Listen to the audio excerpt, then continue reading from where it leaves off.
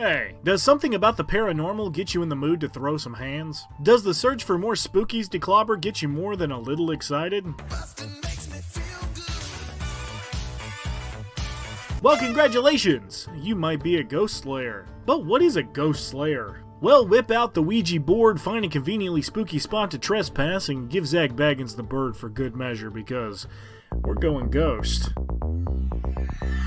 He's a phantom. Ah, spooky season. This is unapologetically my favorite time of year. Maybe it's the leaves changing, maybe it's that brisk fall weather, or maybe it's just my ever-growing addiction to pumpkin-flavored sugar coffee that just does something to my spooky soul. And what better way to kick off the season than with one of the Halloweeniest subclasses 5e has to offer. The Blood Hunter as a class is basically if the spirit of Spirit Halloween somehow became human and plopped down in fantasy world. And luckily for us, the Ghost Slayer is the blood hunteriest blood hunter there is. So what makes this subclass unique compared to its blood hunter brothers? Well, the Ghost Slayer just really hates ghosts. And not like the way clerics do, in that they aim to help the soul pass on. No, your average blood hunter is really just out to lay the smack down on an unsuspecting specter. Imagine if instead of high-tech, overly complicated proton packs, the Ghostbusters strolled up with a flaming sword, a whole lot of attitude, and a particular passion for pummeling poltergeists.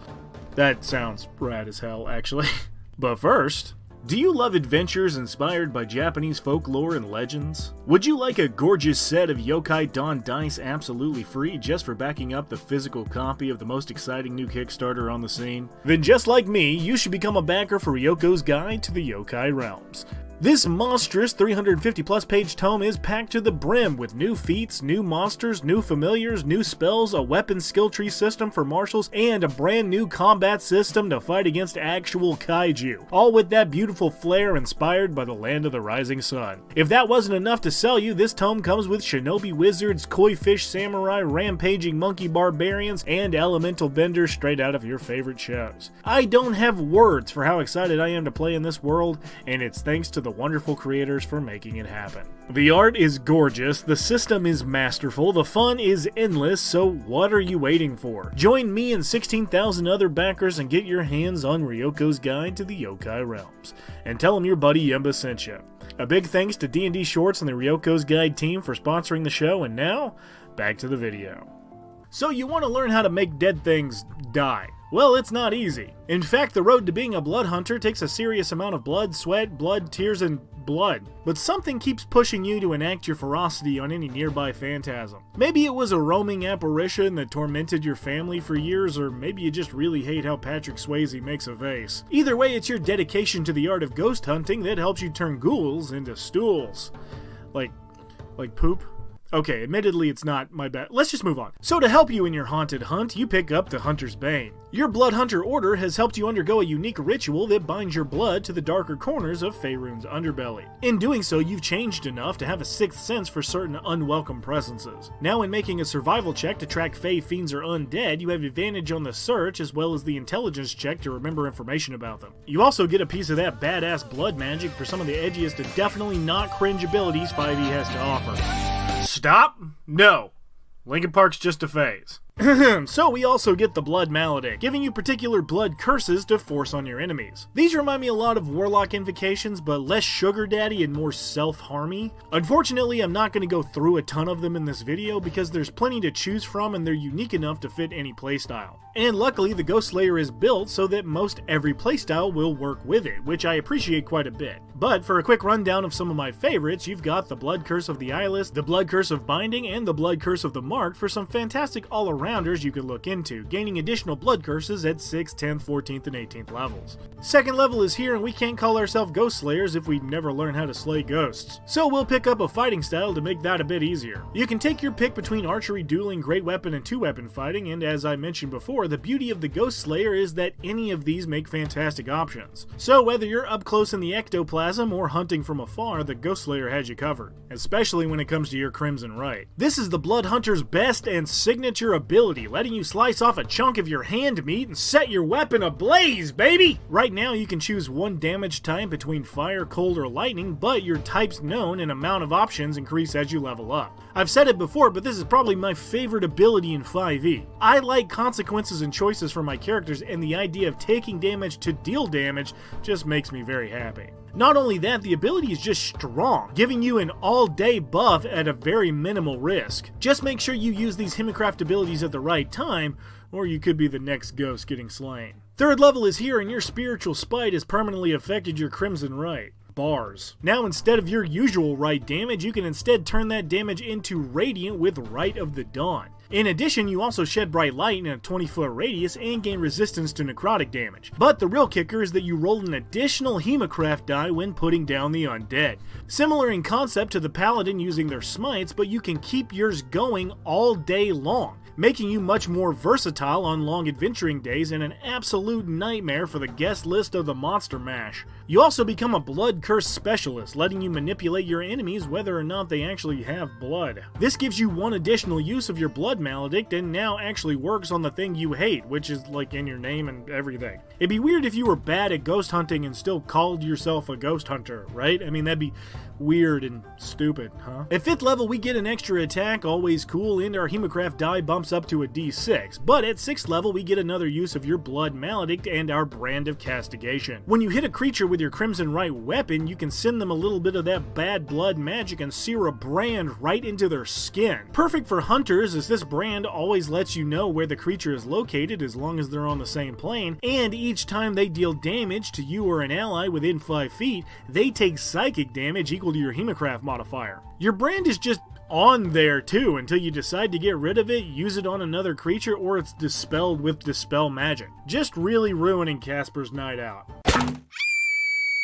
But it's 7th level where we become the Casper? Yeah, not only do we get another option to our Crimson Right, somehow killing all those dead things has let us tap into their phantasmal form with Aether Walk. At the start of your turn, you can essentially Going ghost!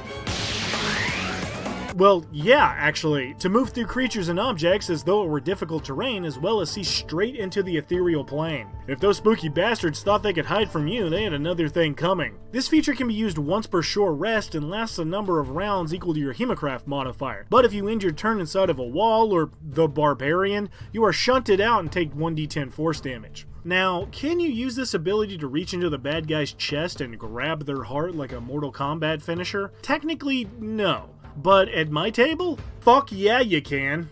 9th level gets us that Grim Psychometry, which I definitely know what that means, and I'm not confused by it at all, probably, but lets you essentially use some of that sweet voodoo blood magic to recall information on weird or sad things with a chance to have a vision on what may have happened there. It's a unique ability packed with more flavor than a Snickers, but relies a little too much on your DM having fleshed out every spooky circumstance to be really that useful. At 10th level, you undergo the Dark Augmentation, letting you juice up your own blood for some permanent buffs. This increases your movement speed by 5 feet and gives you a bonus to strength, dex, and con saves equal to your Hemocraft mod, because nothing hits better in a tight spot than a little bit of that gym candy. 11th level lets us buff up our Brand of Castigation with the Brand of Sundering. Now any ghostly creature with the incorporeal movement trait can no longer move through creatures or objects when under the effect of your brand. But on top of that, you once again get to add another Hemocraft die when attacking that creature. Combining that with your Right of the Dawn ability gives you 3 Hemocraft die, which at this point is a D8 on top of the regular weapon attack. As long as you've got these active on some undead baddies, you're basically putting down the same damage as a Paladin Smite on every single attack without using a spell slot or very many resources. It's a strong combo and makes for some absolutely nasty ghost hunting. 13th level gets us a 4th use of our Blood Maledict and the Brand of Tethering. Now, not only has the psychic damage from your Brand of Castigation doubled, but a branded creature can no longer take the dash action and must pass a wisdom save to teleport or plane shift, on top of taking 4d6 damage. A free debuff to an enemy's dash is already good, but combining the brands of Tethering, Sundering, and Castigation together, and you've essentially created the ultimate cage match. I'm not locked in here with you. You're locked in here with me! At 14th level, our souls become as hard as our will, because we're totally ambivalent to the light and the dark. Nothing can enter our cold dead. I said stop it, for f***'s sake! Jeez! Fine! We also gain another Crimson Rite option, and we can choose between Necrotic, Psychic, or Thunder damage. Jerks. But it's 15th level where we get our subclass exclusive Blood Curse of the Exorcist. This Blood Curse taps into that primal urge to shut down any phantom in a tri-state area by canceling any charmed, frightened, or possessed effect on a creature you can see as a bonus action. And as with all Blood Curses, you can amplify this ability for an additional effect, in this case forcing the creature that cursed your target to take 3d6 psychic damage and succeed a wisdom save or be stunned until the end of your turn. Imagine if they had had this in the Exorcist movie. How short would that have been? Your mother sucks cocks in hell. You know, I'm starting to get why you hate ghosts. Suck on this. Uh-oh. At 17th level, we get one more use of our Blood Maledict, and our Hemocraft die caps off at a d10. But it's 18th level where we get the Right Revival. No, the Right Revival. Everyone knows the Right Revival is Credence Clearwater kind. Now, if you happen to get knocked out with one of your Crimson Rites active, you can turn the right off and drop to 1 hit point instead. Calling upon that blood magic is a great option for long-term sustainability, but just try to do enough damage where getting knocked out isn't an issue. And finally, at 20th level, we become a Sanguine Master. Now, once per turn, where we would roll a Hemocraft die, we roll 2 instead, taking the number we prefer. This can be used to take less damage to start the Crimson Rite or add more damage to a Crimson Rite attack. Additionally, anytime we score a critical hit, we get back 1 expended use of our Blood Maledict feature.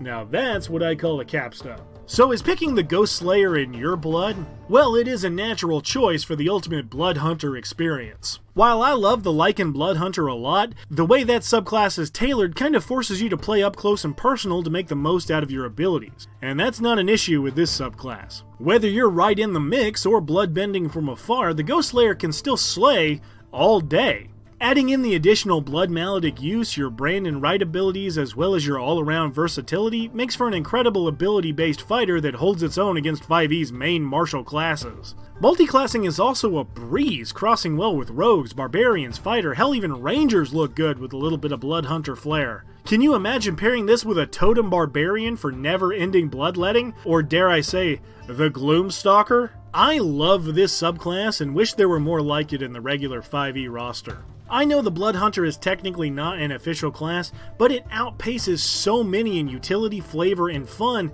it's just hard not to count it in anyway. This guy just rocks, man. Combine a little bit of The Witcher with a little bit of Bloodborne and just have fun with your big stupid hats. So, if your hatred for the undead literally makes your blood boil, your sheer presence can somehow make a ghost turn so white they look like they've seen a ghost, and you regularly make sport over dispatching those who've made their way back to the land of the living without an invite like an unhinged graveyard bouncer, guess what? You might be a Ghost Slayer.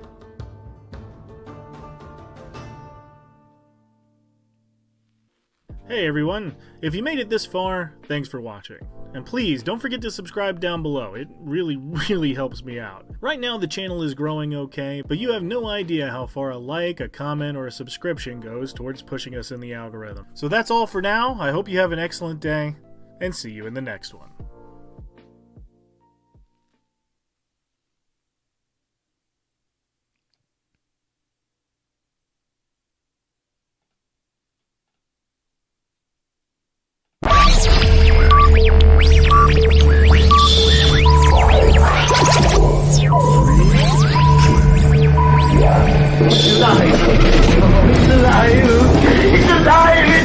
You know who this is? No, who is this? Toto? I have a feeling we're not in Kansas anymore. Where we're going, we don't need roads.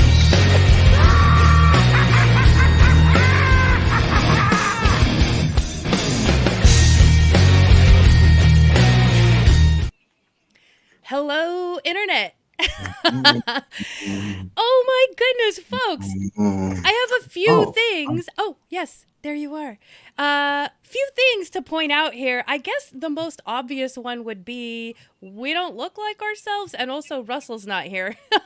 So anyone who's in the chat, I want you guys to wish Russell well. He's not feeling well tonight, so we're just going to wish him the best. Hope he gets some rest, drinks You his know what? fluid. He's listening. He's with us. I know he is. So He's I with want us. everyone here to wish him well. He decided that is true. Yeah, he did take some time to join the chat tonight to say hi to everyone.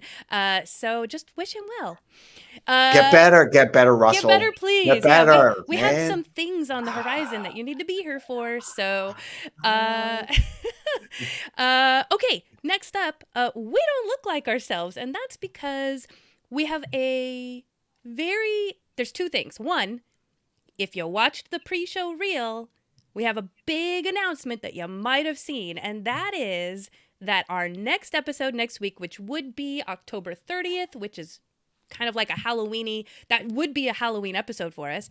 However, we have a special exclusive interview with Luke Gygax that will be playing next week. So if you didn't see that in the pre-show reel, don't worry, because we have a few little like tidbits from the interview, some really good juicy bits that we're going to play for you during the break. So you don't want to leave. You want to stick around for that so you can see just how great he was. He was so generous with his time. He gave us like double and over what he promised us. It was like great. Crazy. It was crazy great. It was really crazy great. So good. So because our Halloween episode is now going to be Luke Gygax, we decided tonight to celebrate a little early. So Doc, why don't you explain to everybody what you're dressed up as? I am dressed as the Dark Angel. And I've been talking about almost a year now since been doing the podcast about a basement full of evil arcane secrets, and I brought my cube, my plane shifting cube, and I'm going to plane shift right now. Zoop, zoop, zoop. Oh, where'd he go? Oh no, I can't. I'm gonna do the show by myself. What is that? I'm a demon. Oh God. Well, I guess I'm doing a show with a demon tonight, folks. I'm sorry. So I am the Dark Angel tonight. I just think it's so cute. The wings are fabulous. Thank you. So, and I am dressed as my longtime character that I've been playing for many, many years. 6, 7 years? 8? I don't know how long I've been playing it. It's a long time. But her name's Mariel. She is a wood elf barbarian / fighter with dual wielding chains. But I come from the tundra, so I have a lot of light colored furs, and we're more of a tribal society up in the snow. Now let me ask you, where has this costume been debuted? Halloween's? Any Comic-Con? Actually, I have never actually debuted this. I had been building this costume piece by piece for a Ren Fair, and me and my friends have yet to go to a Ren Fair because COVID, and then we haven't been able to align our schedules. So I have it, and I haven't had a chance to wear it, so I thought tonight's the night. Nice. Nice. Yeah, I don't know if you guys can see this is not going to be very big, but it kind of looks like a turtle shell. The geek in me, I feel like I'm Kirk, and I'm meeting the Native American woman back in time. Yeah. And my son and I just went to the Native American Festival here in Maryland, which fun. was awesome. Yeah, so I was like, I kept thinking Native American, but I like the barbarian. I get it now. I get it. Oh my God. I'm sorry. I'm looking at some of the comments. Jesse Harnett says, that was a hoot there, doctor. Near shite meself. I'm hilarious. Don't worry. Yeah. So anyway, yeah. So this little pin here looks like a turtle shell, and that's because if you've followed our prior episodes where we talk about our week in gaming, my character is very attached to the turtle character in our game, and so that is a little symbol for his mentorship. So anyway, all right, moving on, folks. So this is kind of going to be our Halloween episode. We're talking about horror and tension tonight, and we're gonna have trick-or-treats. They're gonna be trick-or-treats. Special little trick-or-treats later on. If you saw any of our ad promos that we were putting out earlier this week, you'll know what it's all about. But if you have friends who you think would be interested in what we're talking about tonight, now's the time. Tell them to hop into the show and get into the chat. You're gonna want to be into the chat later. because trick or treats.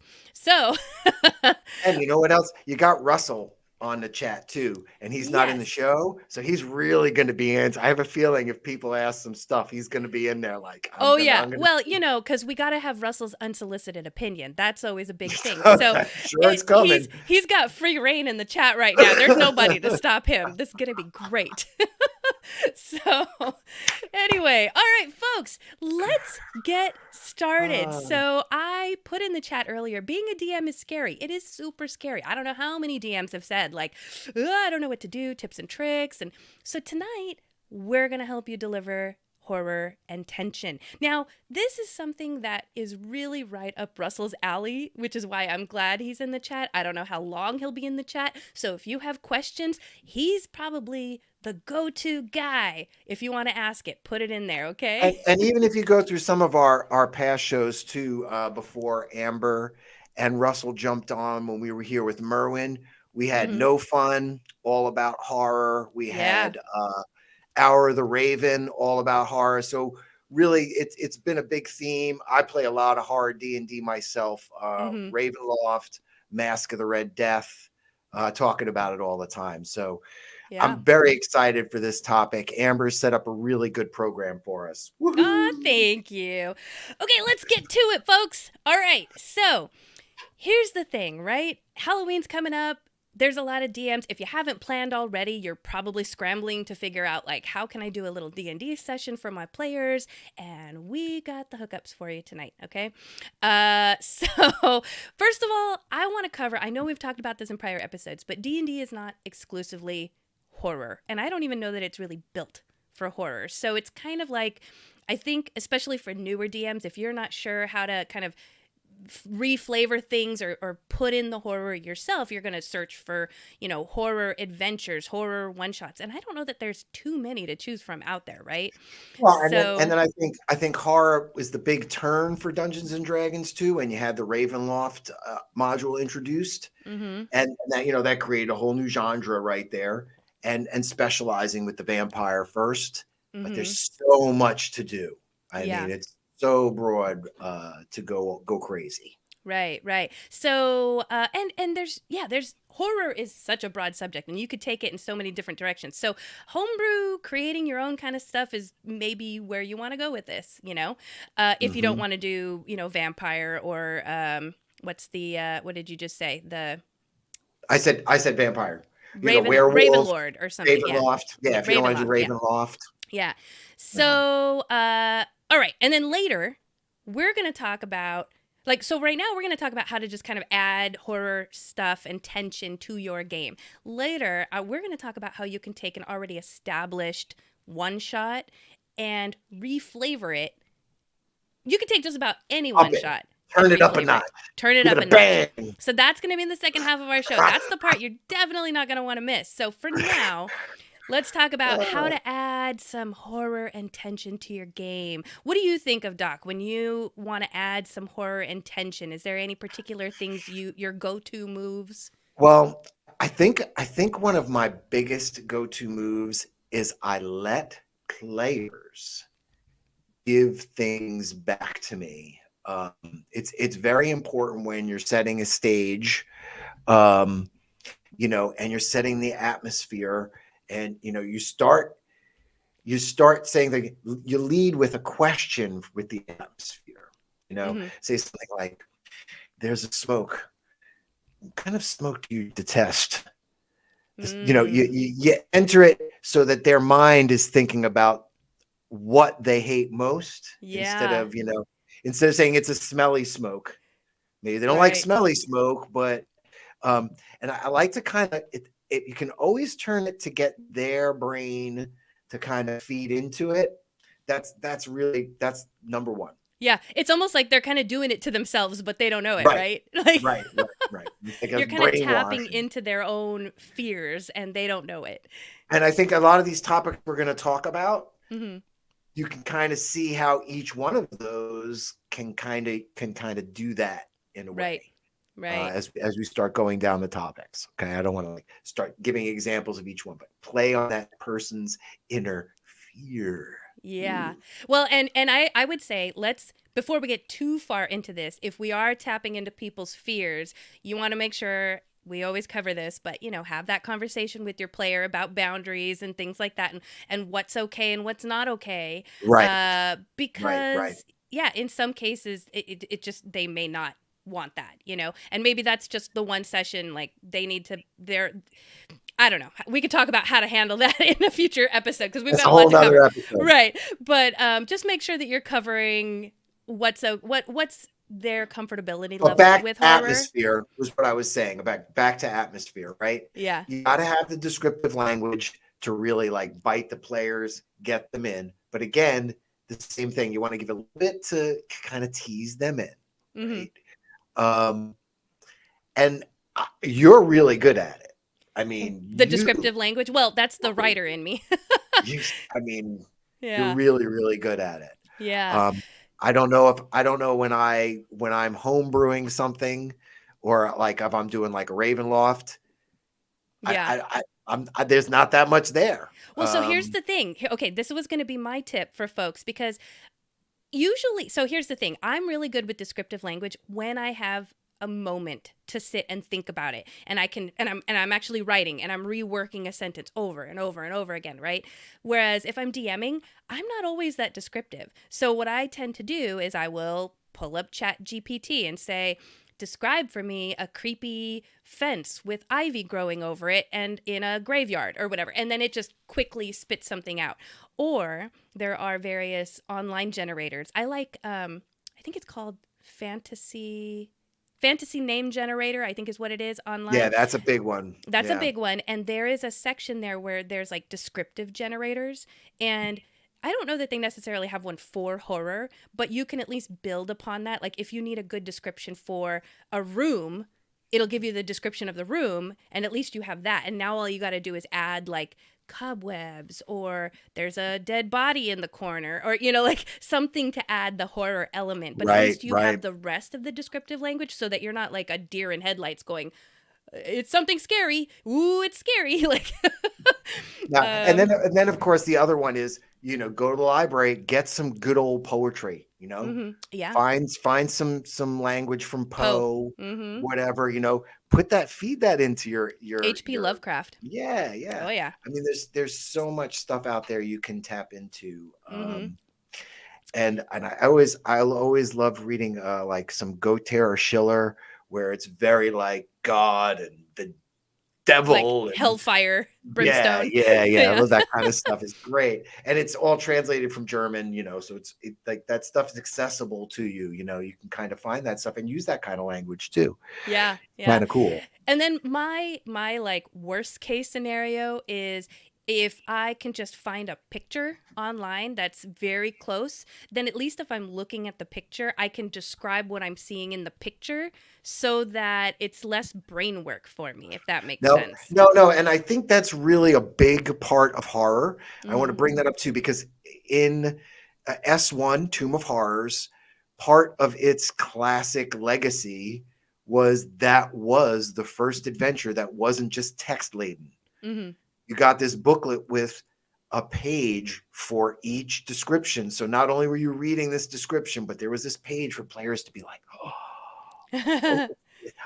what about that thing? Mm-hmm. And that's really a big thing. I tried to put into the basement of full of evil arcane secrets is a lot of imagery for the locales. So everyone sort of like knows the space, as opposed to a VVT where it's that box. Right, exactly. And that's the space. So yeah. Makes it a little bit different. Okay, I know Russell hasn't said it. I don't know if he's still in the chat, but he's a big I can't see words when I'm on the spot. He is a big promoter, thank you, of theater of the mind, which I think is a good that's a good place for horror, because you're more afraid of what you can see in your, like when you watch horror movies and you finally see the big evil thing and you're like, oh, it's not as scary as I imagined it in my brain, right? So if you're doing theater of the mind, then descriptive language will be extremely helpful to add that tension. And here's the other problem. You run into a clash with Dungeons and Dragons and horror. Hmm. Have you seen Cabinet of Curiosities? I have. I started It's- watching it after you mentioned it. Okay. So the really interesting thing about the show is that each episode ends like, what the hell? Hmm. Yeah. Dungeons and Dragons adventures don't always end. What Yeah. With like a cliffhanger or something, Yeah, a shocking moment. So I think that's something else you have to think about when you're playing. Mhm. You said in the beginning about what is the outcome. Hmm. Talk to your players about that too, because some people in the 5e world don't want to ever die either. So you know what the expectations are too, because that really changes the game a great deal. It really does. Like if you're playing a Cthulhu, that is the object of the game, like not trying to go mad, because when you're mad, that's the end of the story. That's how those stories end. So Yeah. it's Let's not talk about someone's a this because hero. you mentioned character death. I was going to get to that, but let's talk about this. So, if you're going to talk to your players about what's okay, what's the comfortability level, right? Some players are very attached to their characters, right? Or like, for example, like my character I've been playing for many, many years, and I know we're just at the end of this very long campaign. I would hate to have my character die now at the very last chapter, right?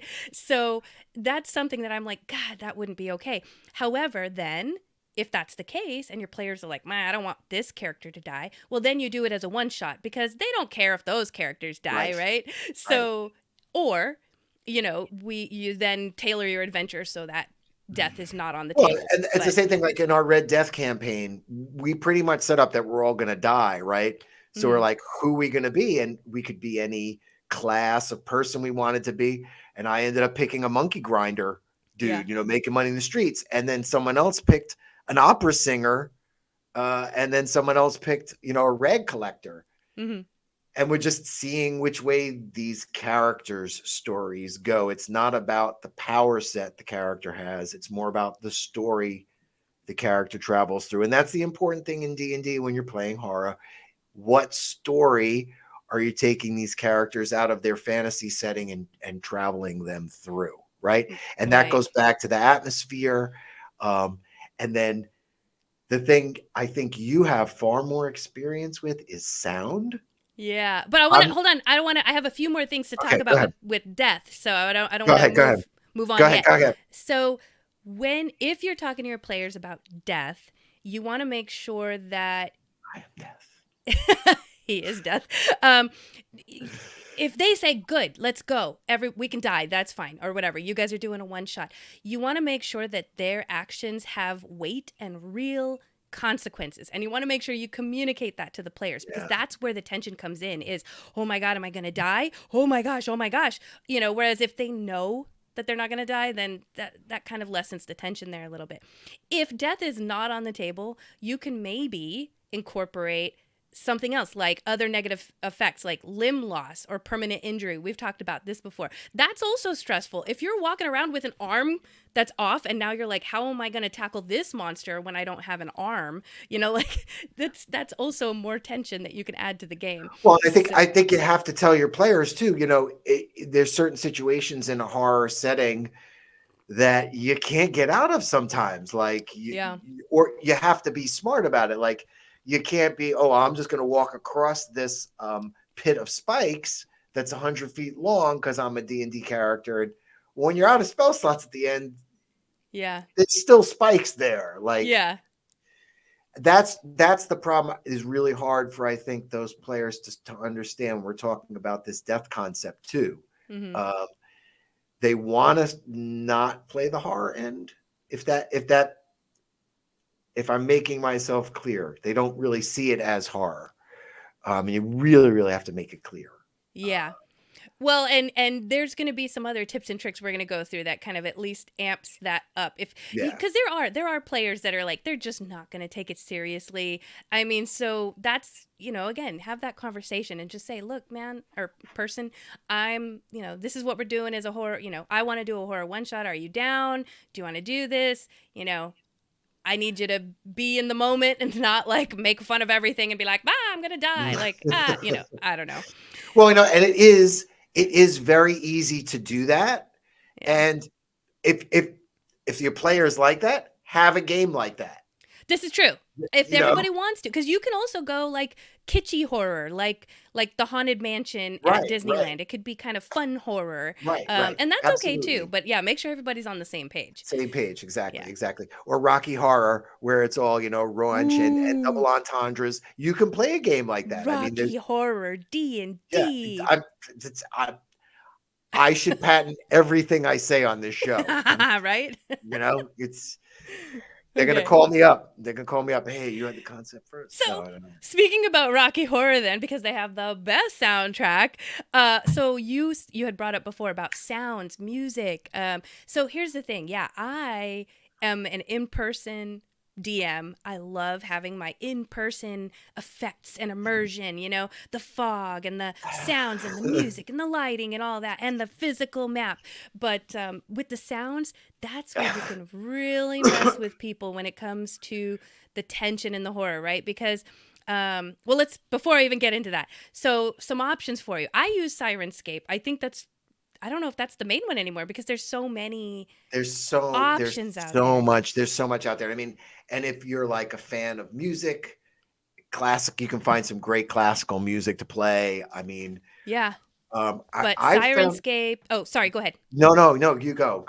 I was just Did you gonna ever say, go to- I use Sirenscape, but I also have an Epidemic Sound account. So if you're one of those content creators that has Epidemic Sound, you can definitely use those options as well because there's sound effects and music. The only problem I've found with Epidemic Sound is you can't layer sounds like you can with Sirenscape. Um, You can always go down and dirty and just go to YouTube. Yep. You can find almost any kind of Anything. sound crazy Hmm. thing.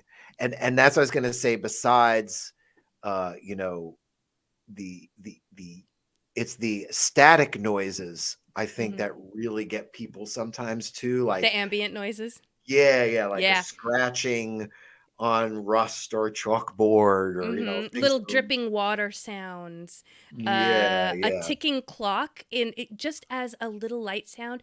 It I can't say the word subliminally tells people that you're on a time clock. Something's about to happen or Okay. something's around the corner. We're not having our weekend gaming, but just a couple weeks ago, we played with a clock started. We were in our Vecna Lives universe, and they started that clock, man, and I couldn't think. Right? It's so stressful. It really was stressful. I started taking my earphones off and like putting my hands over my ears, and everybody's like, "What are you doing?" I'm like, well, I do have polyneuropathy, right? So some of that stuff can get very stressful for me, but that's the truth. It does affect people. So think about, Yeah. Think what about source that. you're going to use, what's going to fit. See, for you know- me, it's heartbeat sounds because I feel like, especially in okay, movies, heartbeat. when people are like running and you can kind of hear their heartbeat, and then it starts the pace gets faster and faster, and it makes me like I start breathing really fast, and I'm just sitting on my couch, like. So heartbeat Right. sounds, anything like Now you that. have to watch, because some sounds I've found, especially over internet, can be very comforting. A lot Oh, of my really? friends, a lot of my friends that play have Uh-huh. cats.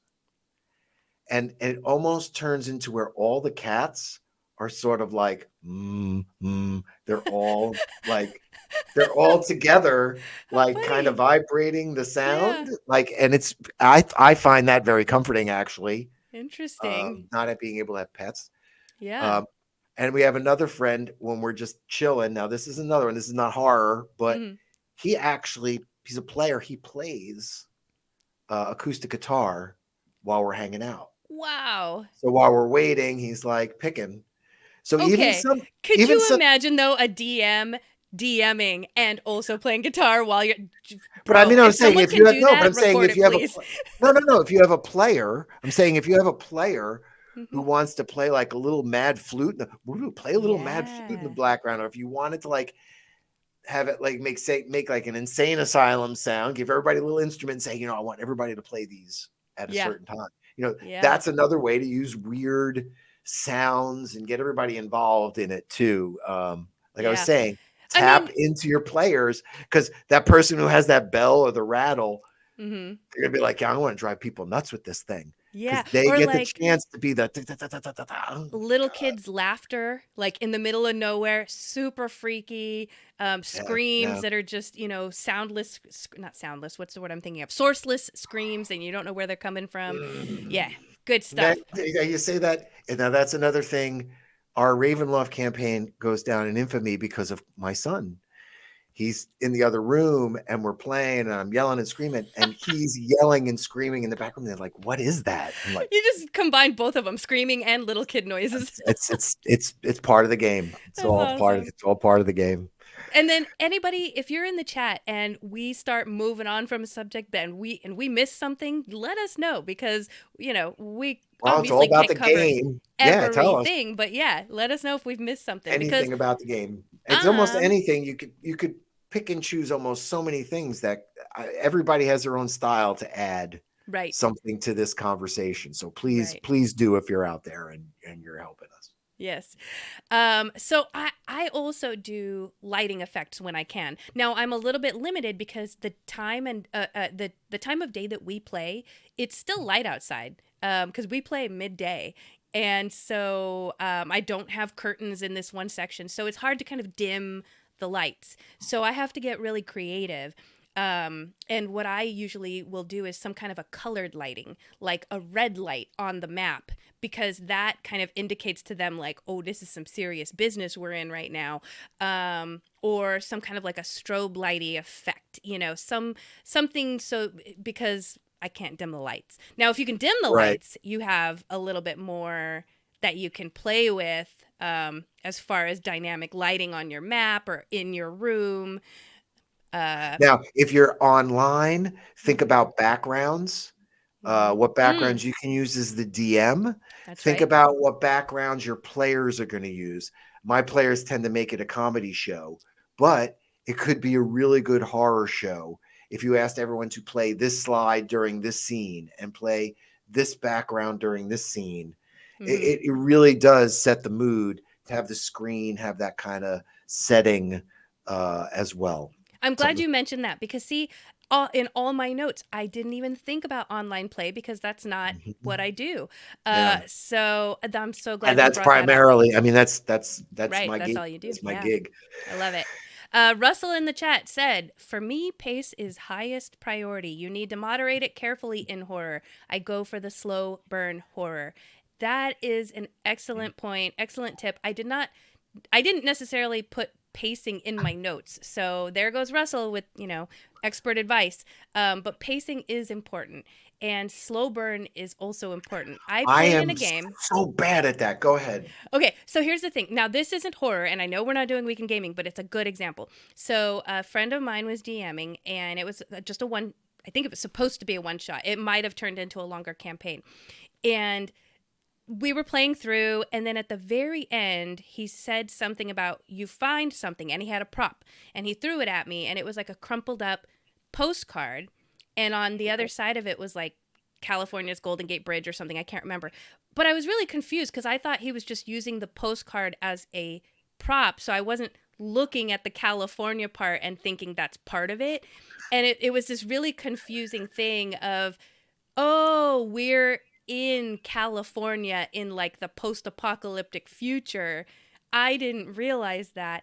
And I think it was because he was real, and it was a great concept. It really, really was. It was just that he was trying to mash The it all in. delivery, the delivery of the concept. Right. And if there had been more time to seed like all this kind of foreshadowing, which is on my list here, foreshadowing, then I think it would have hit so good. It was a great concept. It was really confusing because it was delivered in a one shot.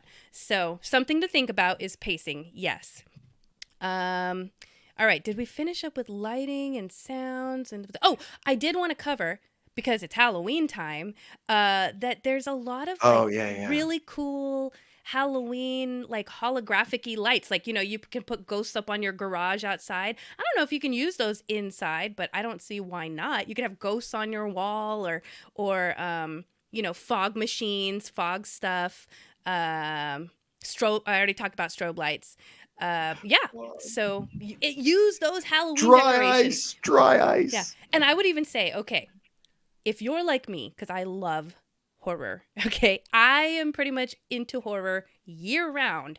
I go to the Halloween stores like after Halloween. I will buy all that stuff on discount just to save it for the next year. But you don't necessarily, you're a DM. And if you want to do a horror one shot in December, you've got all this stuff on like 50%. So go get those clearances. Man, and like those talking crystal balls and things are like Yes. killer for games. You know, tarot cards. There's all kinds of there's stuff. so many, that's so many, fun. so much fun stuff. Cobwebs. All right, we're silly. We're being silly. Mhm. All right. So building suspense for shadowing. Yeah. Something I want to talk about. In the old days, I did. We were going to have all the players return to go to hell, and I wanted to build suspense. And what I actually did was I wrote letters, snail mail, and everyone got them in the mail. And then they kept getting these letters in the mail, and there were codes, and then they had to solve the code. So there's like a whole mini game before we even sat down at the table. And it also sort of gave everybody some precognitions about other people that were going to be sitting at the table, which I think is great for horror as well, when there's sort of a setup for who everyone is, and that part is sort of taken care of, if that makes sense. Yeah. So I think that's really, really important to get those things. It's sort of like takes out the curious elements you don't want your players to have.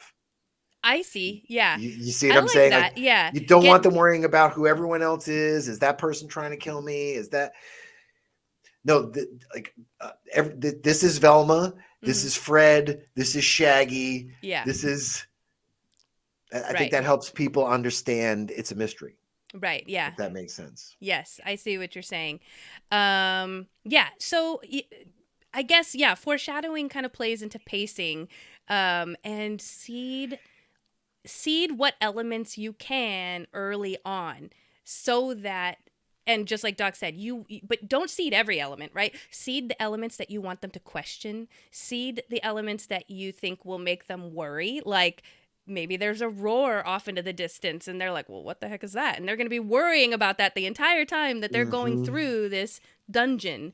And some things you won't even realize what is the thing. If sometimes you hit on it by chance. If you see your players responding to it, it wasn't the scream, but it was the window slam. Then you know which way to take it, if that makes sense too. So that's how you use your players as well. Which way are they shifting?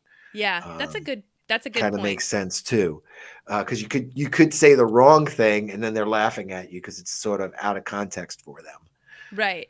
Yeah, like you have what did you say? A window slamming noise, but then there's also a roar. But they're more concerned about the window slamming. Then play up the window slam. Don't be like, oh, the window slam was nothing. Like that's gonna disappoint them. Right. Or then they go and there's no glass to find. You're like, yeah. How can you start making that even more of a mystery for them? Yeah. I like the one you talk about building suspense about setting time limits. Yeah. Now, have you ever done this in a horror game yourself? I have not. Although, well, yes and no. I don't actually set like a timer at the table, but I will be describing to my players something like, you hear a large stomp and the pace is like this, but then maybe a few rounds later I'll go, oh, that stomping noise that you heard, the pace is picking up.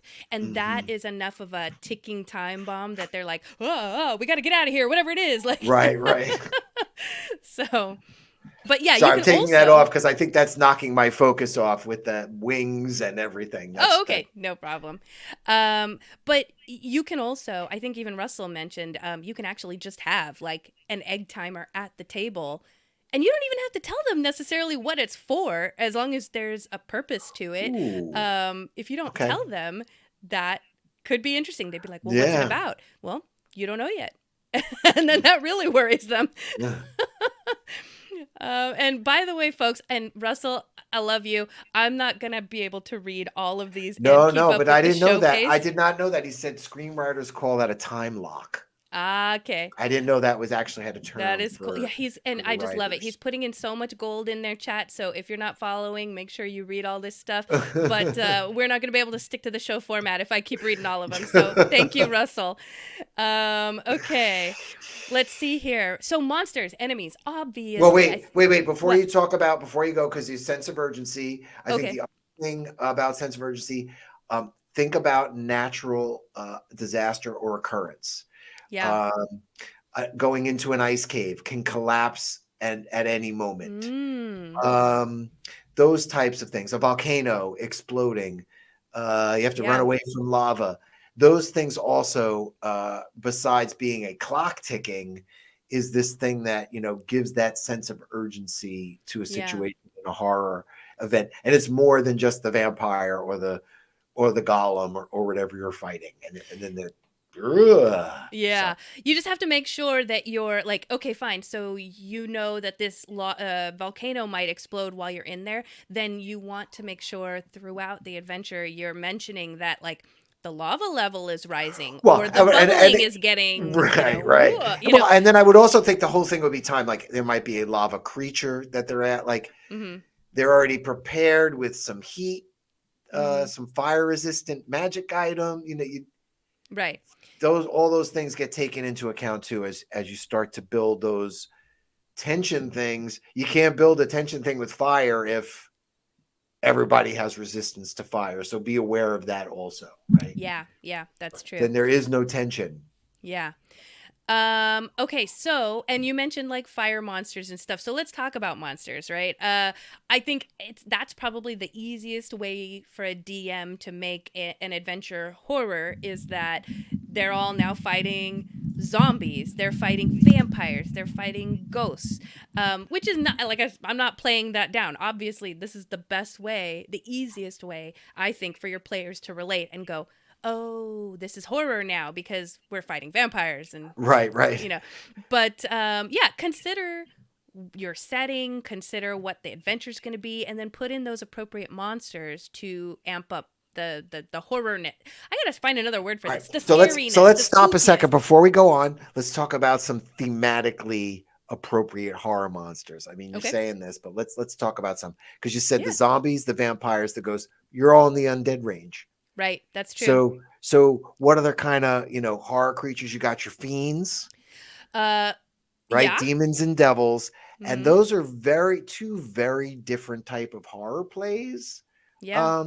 If you think about your movies, think about the Omens as being your devil with the manipulating people in the background and secret things happening, and then demons. Think about is that Night of the what's the one in the God, I can't remember it. I don't know what you're referencing. The one in the cabin. Not Night of the Living Dead. No, the one in the cabin. Oh gosh.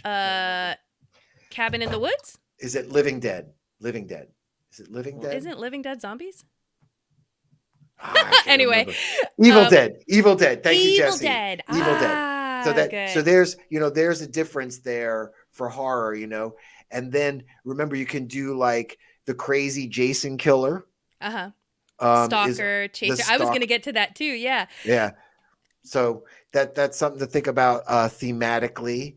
You know what I was thinking? I wanted to do. Go ahead. Oh, I was going to say I just watched Little Shop of Horrors because it's one of my favorites. Okay. And so I was thinking of like if you're in the jungle. I mean, there's in there like a man-eater plant or something like that. Creature. I can't remember. I think it's called something similar like that. People, there's, you know what I'm there's talking a about. shambling mound, which I know is vegetation based. I don't know. I don't know. It's a big Venus thing. I'm not. That's what I'm saying. There's like a huge carnivorous Venus, but I think it's plant. called a man trap. Oh, man trap. That's what it's called. I think that's what it's called. But anyway, use like really crazy plant-like creatures, but you could even just describe them as being kind of like necrotic looking or something and really twist that up. And that would be that's how you could do like a creepy night in the woods, in the forest, or in a jungle. So that'd be cool. Yeah. He said Little good Shop point. of Horrors. Russell just brought up Little Shop of Horrors, and thank you, Mhm. Paul helped me out with the Evil Dead. Mm-hmm. Thank you so much. I love that movie. So that movie. Yeah. So they So had the to other stay. They had to stay in there. what? They What? stayed in there. The crew, the cast stayed in there. That's where they slept. Oh, in the cabin? Yeah. Yeah, that's crazy, crazy. All No, right, what's sorry. sad is that the cabin isn't there anymore. But That's crazy. It's crazy. All right. so So okay. The other you thing said, about monsters go ahead. is once you decide on what monsters you're going to be using, whatever the horrifying elements are of that creature, make sure that when you're describing it to your players, play that up. If they've got fangs, they're enormous fangs dripping with, ichor and blood or whatever. Get again, the descriptive text is really going to help you here. So focus on those horrifying aspects. Yeah, and I think I like to do is change the creature up. So here's one. I'm gonna give you a little secret from the basement. Ready? The Yeah. evil See, secret. do you hear how you're doing this? That is Yeah. already amping up the tension. Okay. So the evil secret is headless zombies, right? Okay. And they come out in a wave and they're just like arm flailing at you. Now, of course, just the scene, and we're going to talk about madness later. It's maddening, right? Right. Just these headless zombies. Your players are used to zombies. When you say headless zombies, it already going to click them like, whoa, the headless zombies. And then you got to think about the mechanics of it, right? Now, I did these zombies. They're on, man. They're still swinging. They're going to hit when they hit. They're not at disadvantage. Yeah. But players are at advantage hitting them. Because, yeah. So now it's kind of fun. You get to chop some zombies. But meanwhile, they're going to, 12, 15 of these things against 3 or 4 players. That's actually a great way to use monsters for tension is the swarm of, right. They're not heavy hitting creatures, but when there's a swarm of them, that's a little stressful. I mean, people have to really think about their movement economy and all kinds their of actions. stuff. Right. And I think that's a great point. Very important component is to cut back. One bad guy is sort of everybody focuses, and that's not really the horror theme unless it's a Jason. And that's the thing. He overpowers everybody anyway, right? Yeah. Yeah. He's got to be kind of omnipotent, and players kind of feel like they're railroaded sometimes. Yeah. When the bad guys kind of got that kind of power. So. Yeah. Great point. And then the other thing I was going to say is, I mean, you can choose creatures that impart, like they have the abilities like, fear and to incapacitate or, give necrotic damage. But don't just, as a DM, don't be like, well, okay, so, you failed your saving throw, so now you are afraid. Like, have them talk about, okay, what do you see in this moment as you are afraid? Have them talk about, what their fear is and really again, it's all about the description of what's in their head. Get back in there and pull it out. If they're incapacitated, have them describe like, how are you feeling in this moment when you can't move and a headless zombie is coming at you? Or if it's necrotic damage, describe like how disgusting and gross this wound is now and it's all black and your veins and I don't know.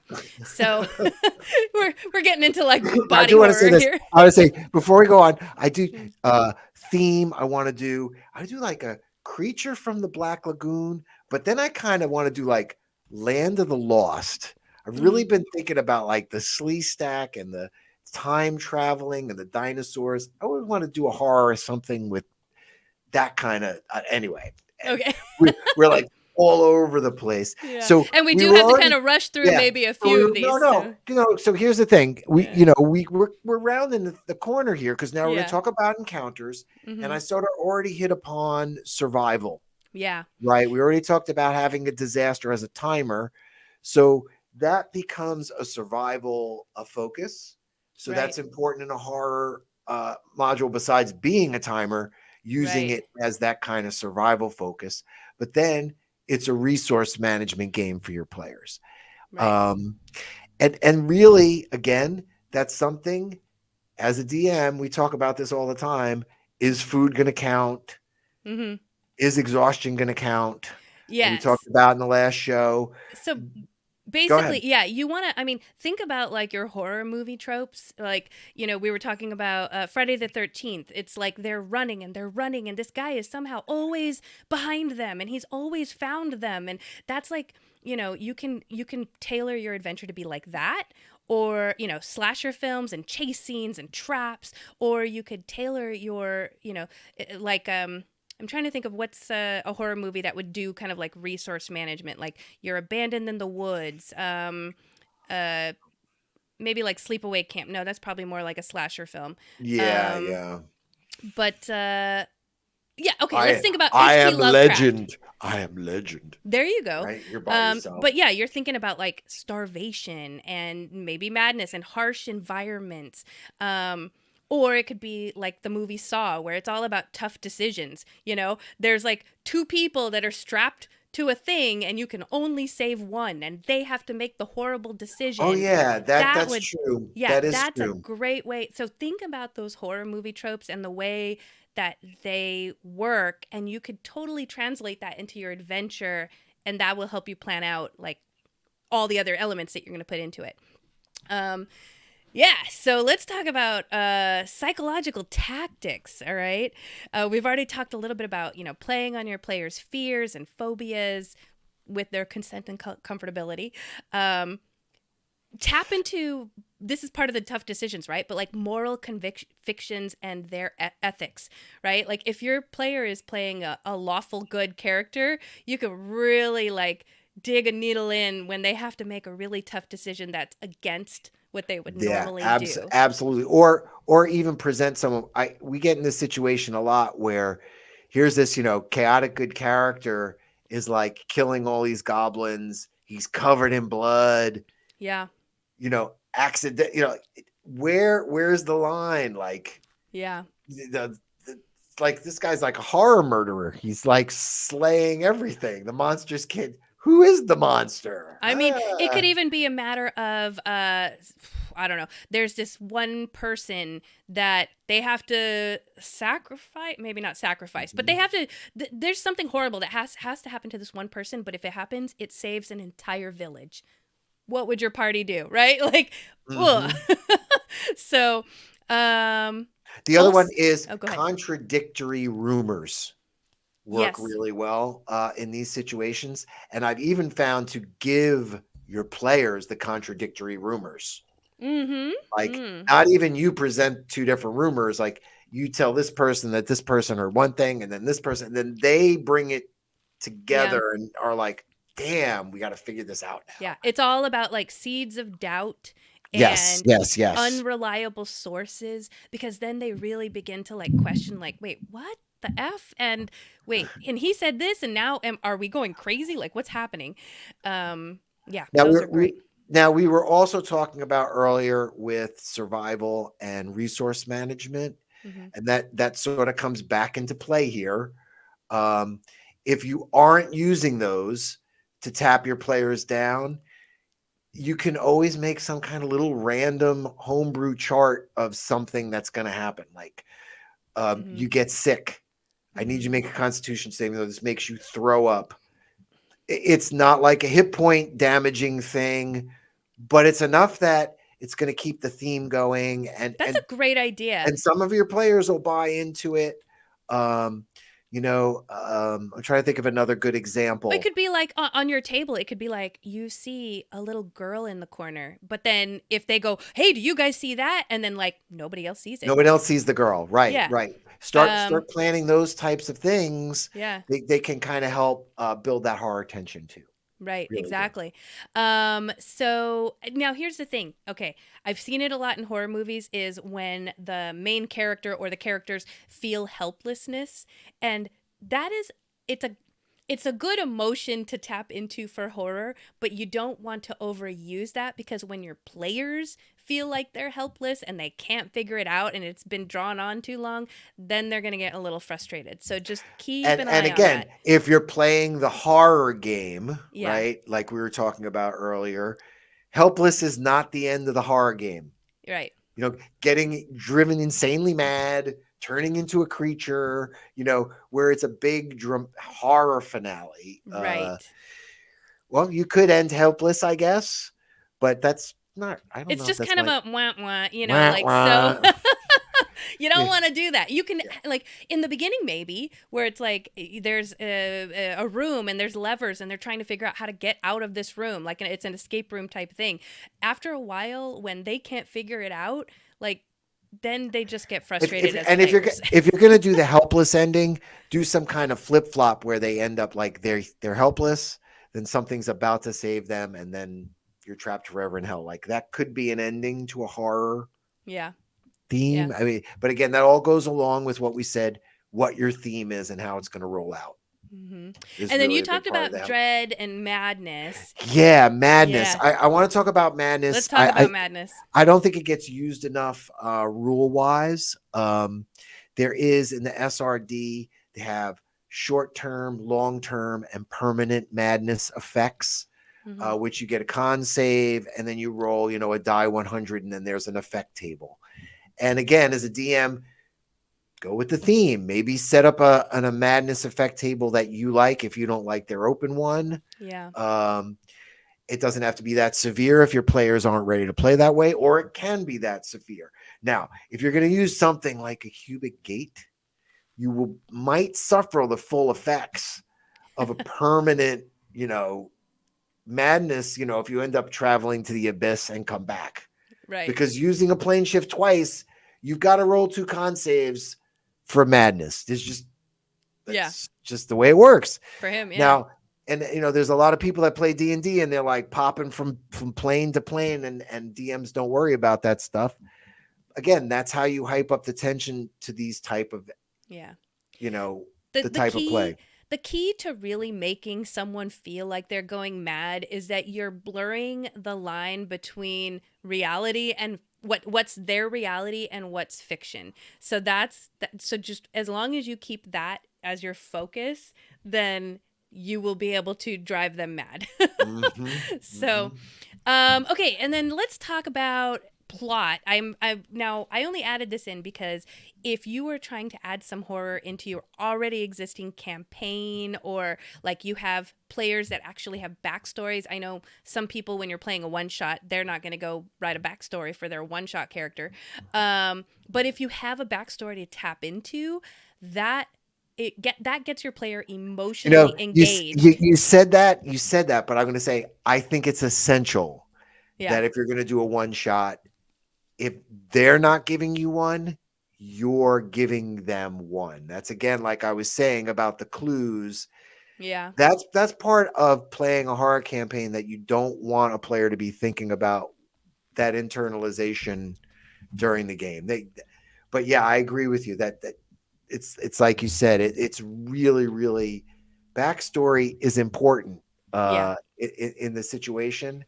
It just Or at gets least, them invested, and then the stakes are higher. And now, if something happens to their character because of their backstory, it means more to them. So it's stressful. It's tense. now here's another way to do it though, is you can make the backstory just one person's, This and is then true. sometimes your table is like They're worried along about for the the ride. one. Yeah, they're like worried about the one Yeah. person, and then sometimes that one person can also play the two-face for you, or have the false rumor, so you can use that to your advantage sometimes when you have just the one backstory.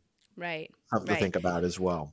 And then we talked about like letting your players kind of include themselves in the descriptions of things. So if you're going to be giving your players like, horrible visions, premonitions, dreams, things like that, like give them a base if you have to, because it needs to fit thematically in your adventure. Give them a base of, you saw a horrible figure in a hallway. Like, then let them describe, what does this horrible person look like? What does the hallway look like? How did they feel? That gets everybody involved. Absolutely. Yeah. Very, And- very true. And then in your plot, if you're trying to weed this into something that you've already worked on, or your long form campaign, make sure you're exploring themes. Again, look at horror movies and tropes like isolation. themes of madness, themes of loss, that way, or themes of the unknown. What's coming at me? Nobody knows what it looks like. Something like that really adds that sense of dread. Now, the other thing I do like also is a prop. Yes. A single prop. Oh, wait, a prop?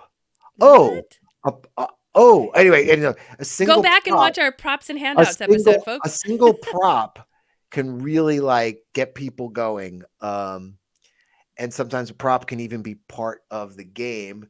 If you've listened to our show before, everyone went to hell and they all had watches. Anyone that had a broken watch was trapped in hell. Anyone that had a live watch could get out. Oh, interesting. So having physical items that are different or that people have to have on them also can really build some tension too, because then sometimes they get passed under the table. Yeah, I was going to say that's a great idea.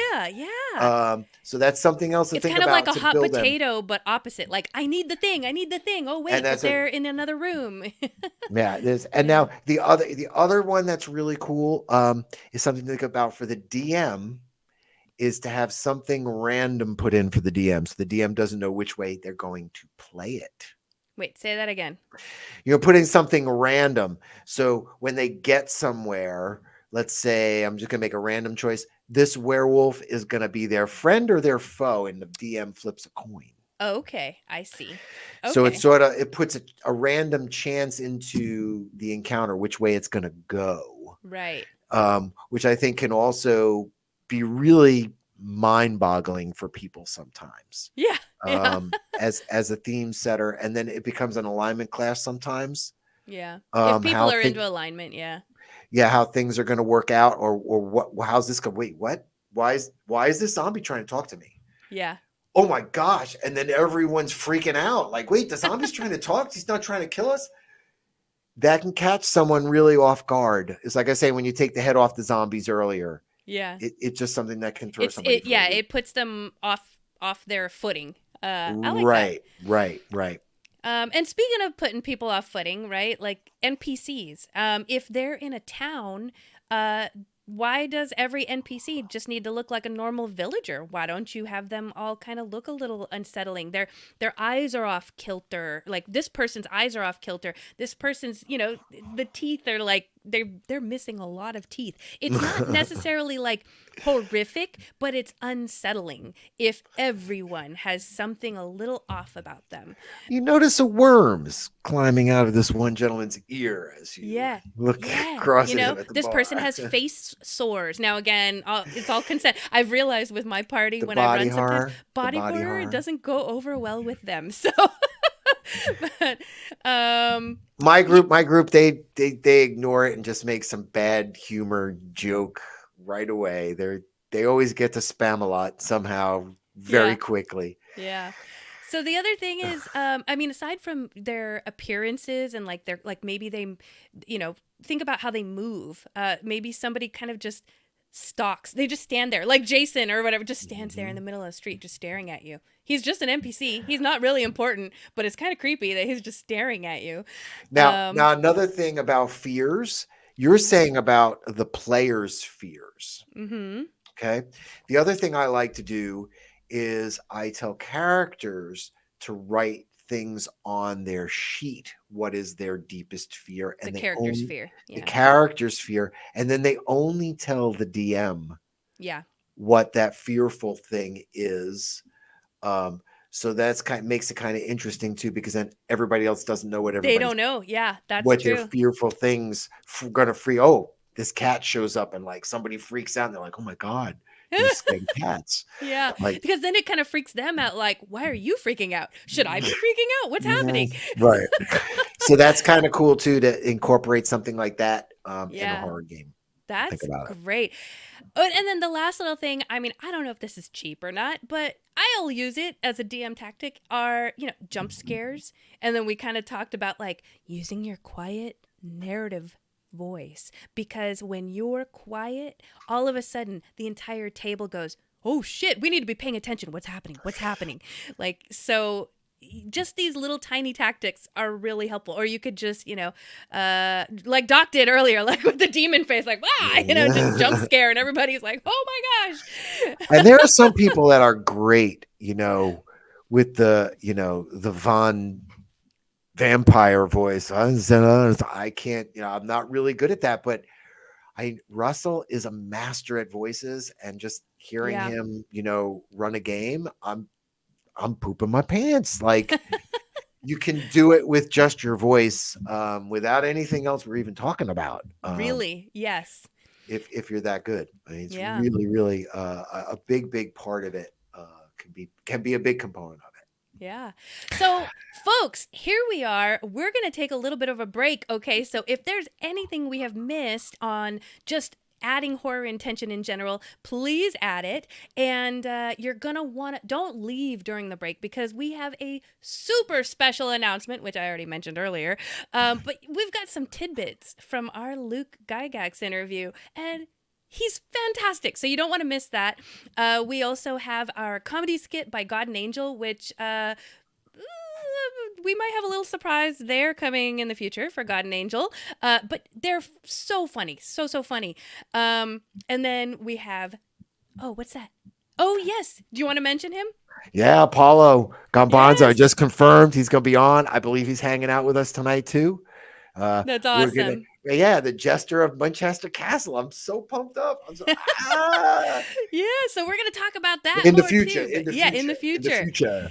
And then we have our featured music by Nameless Planet, music parody, deception checks, and bad lip reading. I think I didn't get through the entire, pre-show check on that. Oh, but and closets are great for jump scares, Russell. I use them all the time. Oh, closets are great. I love them. It can be anything, too, because they can transform. They're awesome. All right, folks. So after the break, we're going to be talking about how you can take practically any one-shot, and you can basically convert it, reflavor it to be a horror one-shot. And with that in mind, we have a very special little trick-or-treat treat. You know what I mean, folks? And so if you don't have your friends on, tell them to hop on, because they're not going to want to miss the second half. The second half is a super cool part. And then they'll get to roll a 21. What? Yeah, you get to roll a 21. What is that? I got that from my friend Paulo. Oh, that's amazing. Yeah. That's not fair at all. Is that a nat 21? There you go. All right, folks. So stick around. We're going to do the break, and we'll be right back.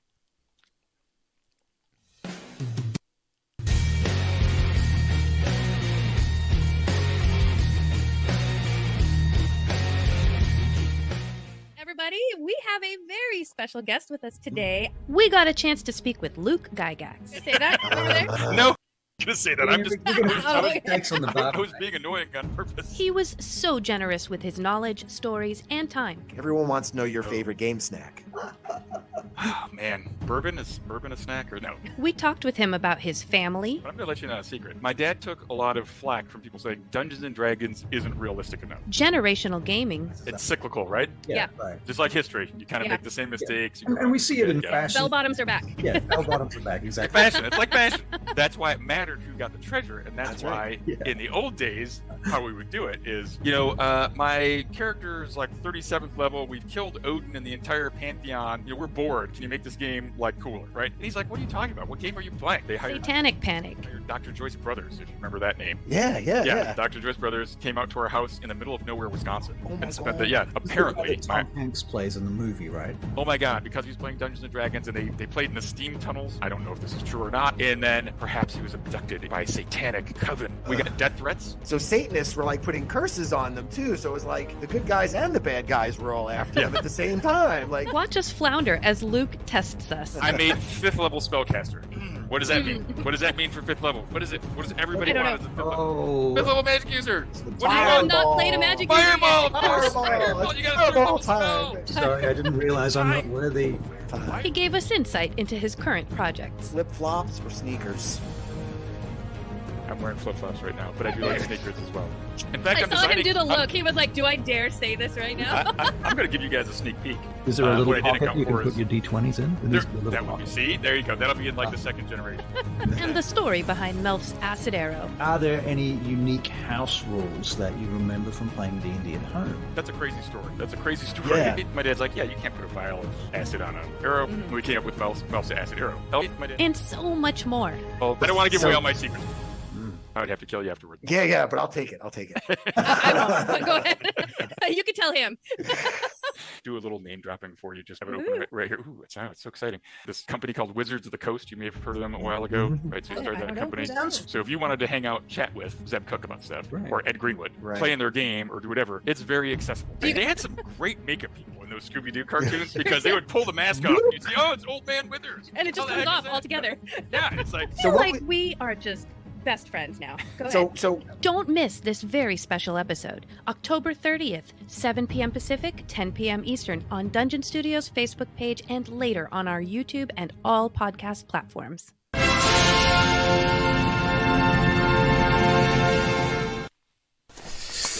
Yeah, so I want to show you. What do you think of the giraffe mock-up? It's huge. Yeah. That thing is so tall. Yeah, you got us going on this last night. We did it according to your napkin doodle. Oh my god. I drew that? Yeah, do you not remember? I mean, you were drinking. It was very evident. You don't remember? I don't remember any of this at all, but this looks exactly like my drawing. Yeah. It's kind of hilarious you guys took me seriously. I should have known something was up when you said lanky as fuck, sticks for legs, long ass neck. Yep. That's all you were like, those need to happen. Yeah, I mean, this guy looks like... this looks like if someone took a horse and just whipped it around by its neck. Yeah, that is a fact. Kind of looks like a ladder wearing a trench coat. It looks like it's cool. It looks like a camel had sex with a skyscraper. Yes, I mean, that is insane. It also looks like the love child of Kareem Abdul-Jabbar, the basketball player, and a horse. Like it's like a centaur, but the other half is... Well, it's not like a centaur. Yeah, it's not like a centaur. I see at what you're all. trying to start there, but it's nothing to do with this. You know what? Just drop this thing in. Wow, imagine if the centaurs were like that, but it was a giraffe and then just the head of a human on top of the neck. So just the head. Should we think about that? Fuck no. Jesus Christ. You can call them... That would be terrifying. Syntaphs. No, syntaphs. Good, but no. No? Yeah, hell no. Okay. I say this extremely uncertainly. We've done it again? We've done it again.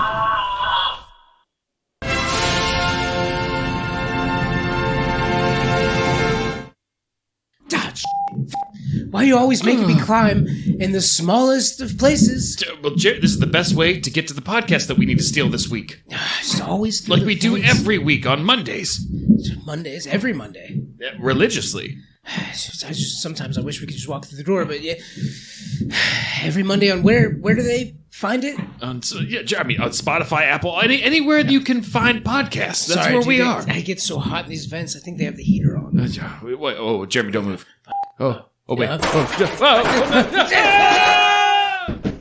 Michael and Jeremy Steal Your Podcast every Monday, wherever you get your podcasts and stuff. We're going to take your podcast and we're going to do it better, faster, stronger, hornier. Yes. In an hour. Or more. Sometimes.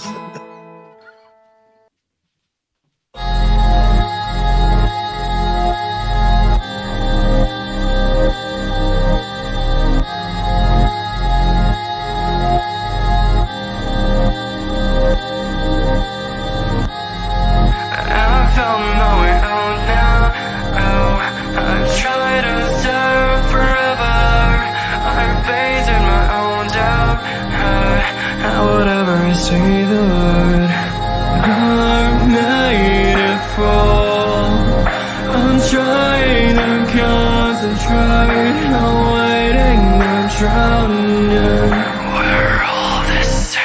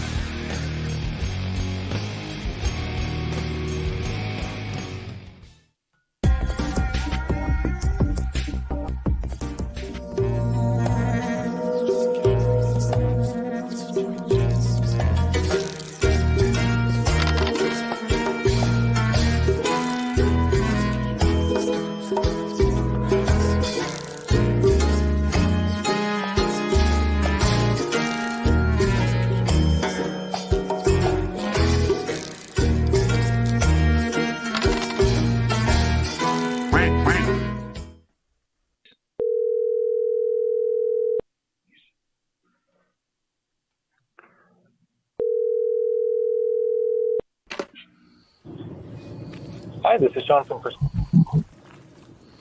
Hello, can you hear me okay? Hello? Yeah. Who am I speaking to? Yes, hello. This is Lord Aldor, and I'm looking for a personal trainer. Great. Good. Are you in Ventura, Camarillo, or Moore Park?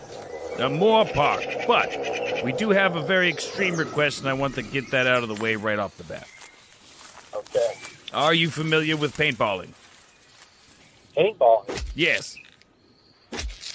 Absolutely. You see, I am an avid hunter, and so I have tracked and bagged many, many rare game. But the one prey I have yet to bag is the most elusive of all, the human hunt. So what I'm looking for is somebody who is in excellent physical shape. So what can you bench?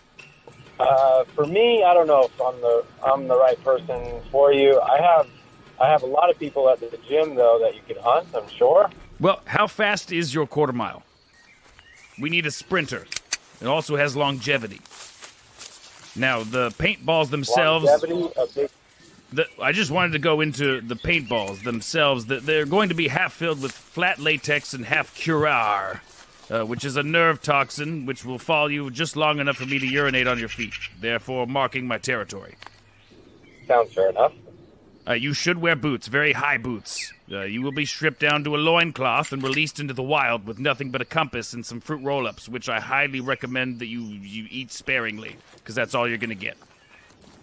How many fruit roll-ups? Probably, I think a good half pound. All right. So I think I can manage. That should give you the energy enough, for you. We'll give you a 30-minute head start. It's going to be on an island. I own the island. It's going to be it's going to be televised. So you will have to sign an NDA. But, we'll go over all of that in the contract. Where can I send that to? Sure. Why don't you bring it in person? Perfect. Are you there now?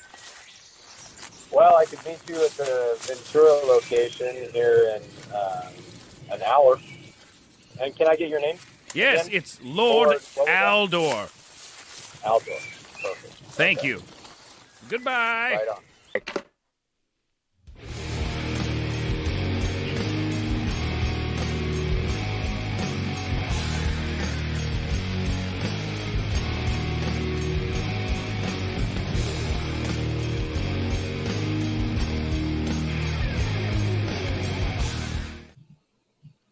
And we're back, folks. I hope you guys enjoyed that break. I hope you guys are still with us. I know it might be late where you're at, but that was just so much fun doing that Luke episode, and I hope you guys like those little tidbits. Also, yeah, Nameless Planet. That video kicked. So that was really good. All right, folks. We're back, and I think we need a little bit of magical Q&A from Doc before we get right into the last little tidbit of our stuff. It's the trick-or-treat special that we're going to get to. But first... All right. So tonight I got a little Halloween. We had witches, right, a couple weeks ago. Right. So I thought tonight we could talk about the pumpkin. Okay. Now, do you know where pumpkins and jack-o'-lanterns all started before I even go down this path? I feel like it was something like, didn't it start with turnips first or something? That's all right. For some reason, that's the first thing that came to my brain. You're absolutely right. It did start with other vegetables. That's great. You're on track. I don't know that I remember else? the reason. Anything else? Anything else you remember? Nothing's really sticking in my brain other than I didn't even know that. So I was thinking like scarecrows, like maybe because they used them as scarecrow heads. No, I think that's more. I think that's more cartoon American. Okay. But I could be wrong. I don't want to say that because I'm not looking at scarecrows specifically. Okay, all right. All right. Lay it on me. So let's go. Let's do the deep dive here. So, yes, they were originally from Ireland, and you were right about the gourds. And they used all different kinds of vegetables to offer blessings to people when they ran around to share food, much like our come over for trick or treat, right? So I think a lot of that Halloween tradition is embedded in Irish tradition that we're very unaware of. Mm-hmm. But then specifically pumpkins and the jack-o'-lantern, right? Right. And this is really, really cool. It's the legend of Stingy Jack. Have you ever heard the legend of Stingy Jack? Stingy Jack? No. Okay. Which is a cool name, right? I mean, Yes and no. It sounds like something like my uncle or my dad would tell me to like scare me before I go to bed. Like, oh, well, and I Stingy believe Jack. I do believe that was the purpose of Stingy Jack. I'm not Irish, Yeah. and I do not attest to be, and I don't want to comment about Stingy Jack, but I'm assuming that's what you get. From what I've read, that's what I get about Stingy Jack too. Like, you don't mess with Stingy Jack, like, Okay. but no one messes with Stingy Jack. Okay, so Stingy Jack, according to the story, he invites the devil to have a drink with him. Mm-hmm. Okay, we're talking about horror tonight, so I thought this fit well too, right? Yeah.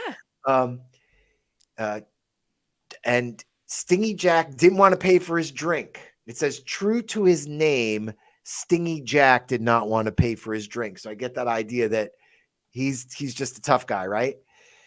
So he convinces the devil to turn himself into a coin so that Jack can use him to pay for his drink.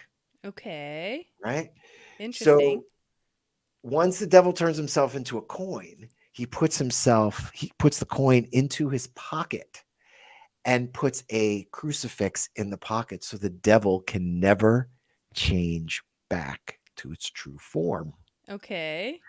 So then eventually, I left out that he changed him to a coin. He said he could have his soul in a year.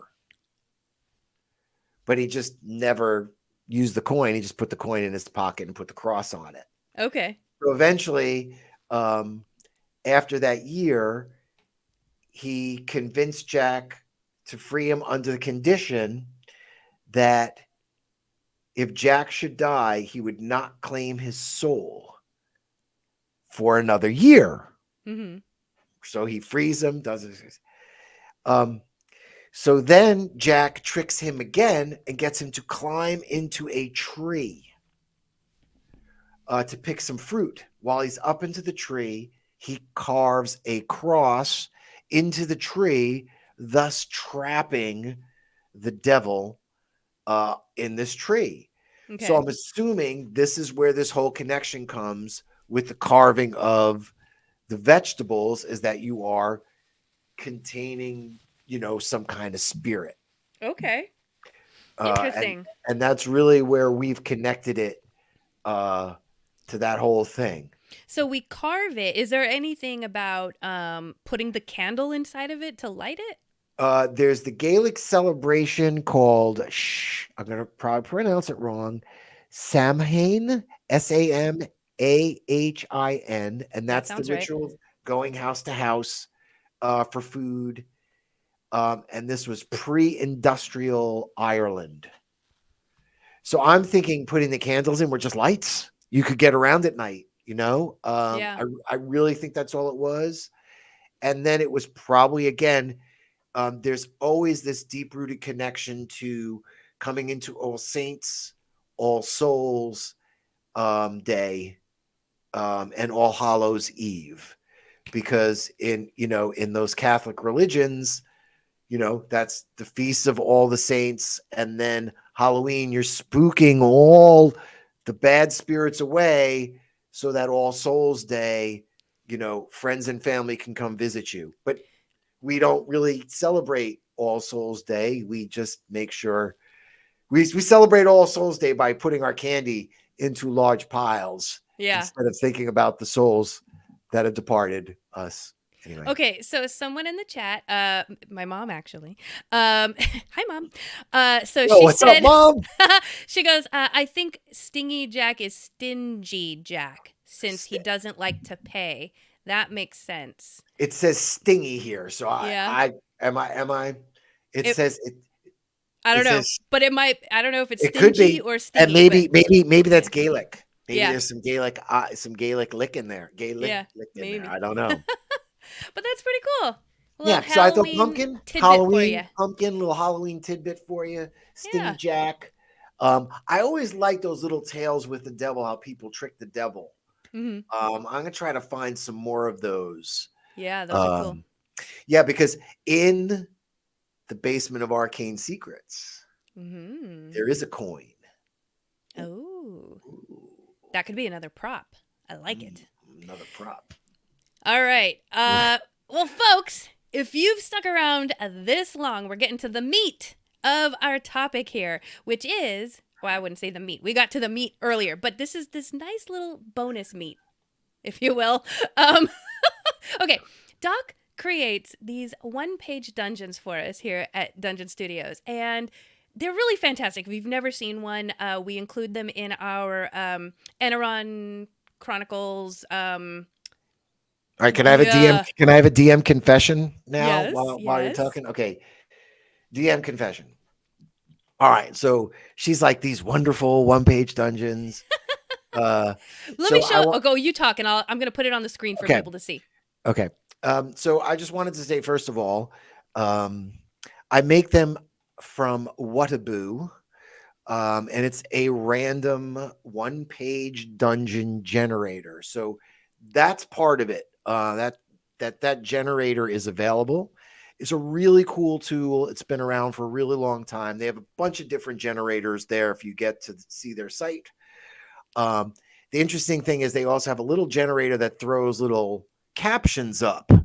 Now, the captions don't always fit where I'm going, but the captions definitely can lead in some great directions for you to be creative. So this one is the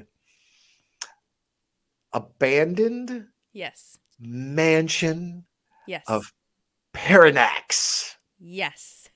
So I know that on your screens, folks, if you're able to see this, up between me and Doc, we have the little one-page dungeon that he's created. This is where this whole thing originated for tonight, okay? And literally, it's just a quick, down and dirty, single dungeon that you could run your players through for like a single session, or you could plug it into your campaign, or you could make it into a one-shot.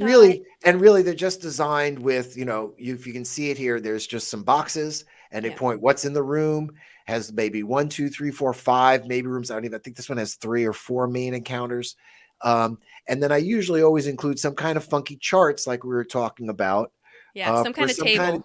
Some kind of table to add. Now, there may already be a table for some kind of effect, but I always like kind of homebrewing a little bit of a table for the individual one page. So that's how this started.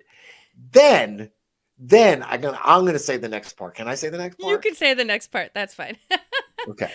So then Amber says to me, she wants to do this thing about horror, and she's gonna take this adventure that I did, the one-page adventure, and she says, "Can you read this?"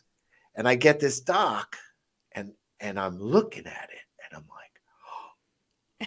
She took this one-page adventure, and she blessed my soul. She wrote like a horror masterpiece of dialogue for a DM to like take this thing and like I looked at, she's like, yeah, we're going to share this on the show and this is going to be great. And I'm reading it. Like, this is fabulous. I'm like, oh my God. And I'm thinking about, I did this Whataboo thing. I came up with this idea with some monsters, whatever. And now it's got to be over a year later since I made this thing initially. It's turned around full circle and Amber made this thing. So here's my original idea was, okay, one-page dungeon, and it's I don't want to say it like it's a derogatory thing, but it's like a shell of an adventure, right? Yeah, that's what all it is. There was no descriptors, which again, going back to my writerness, I there's no story. And so that's where I was like, oh, I'll just add a quick little story. I was just going to do a little doc and then share with you guys this one-page dungeon and little Word doc. And I thought, that's good. That's good enough. It's free, right? You guys get a free adventure from us. But then Doc turns around and goes, hold up. I'm going to make this even better. And then literally like created the formatted it and made it beautiful. I'm not going to show it on the screen because you guys are going to get it free here in just a minute. Like I said, I saw the doc and it was sort of, I always say to everybody, Dungeon Studios is about creators working together. Mm-hmm. And to me, it was so flattering what Amber had done that I just turned around and took what she did, and in I don't know 12 hours, Yeah. wasn't even So that fast. long. It was great. I homebrewed the whole thing because Amber's a flawless writer, so there was no proofreading to be done except for seeing what I had accidentally left in by accident or whatever, or if I had a code off or something because I can't see with my eyeballs. But we had it done really quick. And while I'm saying this, as we're giving out a free adventure, and some of you are still waiting for your volume 2s, our proofreaders are finishing working on them. And after all our trick or treats, well, actually, all the trick or treats are ready. So I'm going back to finish all the proofs and get those corrections out so we can get those out to you guys. But I wanted to say that, and I had to brew it because it's sort of my gift to Amber for everything she did to this creation I made. And what Dungeon Studio is about is creating this much all together. So Collaborating. thank you, Amber Hansen. Collaborating. Oh no, thank you. That's what I was saying. Somehow this just magically, it was like a pass off back and forth until all of a sudden we have this thing, and I'm like, we need to give this away to people. And I think it's the point of this that I wanted to talk about was you could take this adventure, which I'm going to show you how, any adventure that's not necessarily meant to be horror, right? So you guys can't see all the details on this little tiny page on the screen, but you will in a minute. But basically, there's the fact that it's in an abandoned mansion is probably the most scary thing about it, as far as making it scary, right? And there's monsters and stuff, but there's one really cool monster. I'm going to talk about it. I won't ruin the other monsters. But there's a room where a black pudding has changed itself to look like a curtain, and I thought that was so cool. How cool is it to be walking into a room and you're like, oh, there's curtains and it's so dark, and you want to go open the curtains, and then like, it's a black pudding. Like, okay. But other than that, the rest of this could be, you could either flavor it to be more horror, or you could play it down and it's just an abandoned house. So here's what I want to do. I'm going to show you guys how we took this one-page dungeon and made it horrific for you guys. All right. So first things first, we've talked about, this is all going to reference stuff we talked about earlier, right? Window dressing. Wait, can I ask you something first before Sure. we begin? Can I release it so they can open it? Or you rather not? No, because then they're not watching us. Okay, you're right. That's a good point. We're going to keep you folks. We're going to keep you folks for a little bit longer. It's only like 15 minutes before we got to go. So hold on for 15 minutes. And honestly, the context that I'm giving you is going to help when you read through this, right? So window dressings. It's an abandoned mansion. I mean, you can really just make it more horror by, describing the way that it looks. Now, if it's not this one-page dungeon and it's some other one-shot that you have that you want to reflavor, change the window dressings. Change if it's set in a cabin, but it's like a happy cabin, make it a scary cabin. If it's set in a tavern, make it a scary, just change the window dressings a bit. That's all you got to do. If it's in a cave system, like caves aren't necessarily horrific, but you know what is like when the cave openings get tighter and they might get stuck and they don't know if there's a way at the other, like really find a way. Now, yeah. And now this one I have to say, because you're talking about all this, and to me, this was a horror when I first put it together. Like, how is this horror? And it's this old mansion that's just corroded by fungus, and I obviously have mold illness. So to me, it's very horrific. Right, it's incredibly horrific. I can't go in this. I need like respirators and stuff. So that's where I came up with the idea, and that's where this. And that's where the tables, and that's where it is funny, and that's where the tables come in too, because then of course with mushrooms you can go from poison to hallucinogenic. Yeah, there's so much play you can do with that, and in a horror setting, I even thought that same thing. People start hallucinating, and you can have a whole melee that was everybody hallucinated. Yeah. And they didn't really fight a monster, or the monster wasn't them, it was the companion, or so that was really when I first came up with that. It was all these different thoughts that were running in my mind using fungus Yeah. as one of the things in there as the main thing. I didn't talk about the monsters yet. I'm trying Yeah, to no, that's fine. So I was also going to say, this is so obviously this particular adventure is the abandoned mansion of Paranax. So my question to you is, who's Paranax? Like, make him horrific. Maybe he's like a dreaded necromancer of old, and there's rumors and tales that like he's come back, or that there's a cult, or and whatever one shot you're going to spookify. Think the same thing, like this location, whose location is this, and make that person somebody to be dreaded. Just take out the name Paranax and put in your baddie in your campaign. Right. Yes. If you want to use it that way. I think you mentioned something about or Paranax is the like a pseudonym your baddie's been using. Yeah, something like that. Yeah.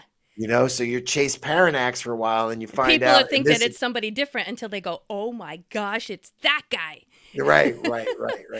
So, and then we already talked about like emotional attachments and stakes. So if you want to amp up the tension to your one shot, whether it's this one or another one, then try to seed the players' backstories into the hook. Maybe one of their friends or an NPC that they know goes in to this abandoned mansion first, and then they go missing. So now it's not only that, it's a scary place to be. It's a retrieval as well. Right, but now it's a retrieval. They might find a dead body. They might not. Who knows, But it amps up the tension because they're emotionally invested. Let's see. So I added a bunch of descriptive language in there because that was a big thing we talked about earlier, so that you can really play down like the way that the curtains move, or what this room looks like, or the things that they're going to encounter. You could also whether it's this one shot or any other one shot. You mentioned reskinning the monsters, right? Did you want to talk about that? You said you wanted to talk about the monsters. Did you want to go? Because you have a lot of that in there. You want to talk about the things. The big creature in here is a gorilla, and it said it on a that giant ape. Giant ape, right? And I feel like that in itself can go many different directions, because you can make that giant ape a King Kong giant ape if you wanted to, lives in a cave underneath the house, or it's just Mighty Joe Young. Like regular size human ape that's really easy to handle. Right. I also like the idea that maybe it's not an ape at all. There's the superhuman ape. It's got super intelligence. Maybe it's been affected by the fungus. Oh yeah. There's That's an idea I didn't think of. There's all these different things about the ape. Well, I think of the Flash and his baddie. Is I can't remember. Oh man, yeah. I could see it. Okay, folks, you tell us. We got to keep going. That's why polyneuropathy works so well. So anyway, I like the idea of taking the gorilla and making him into something else. Mm-hmm.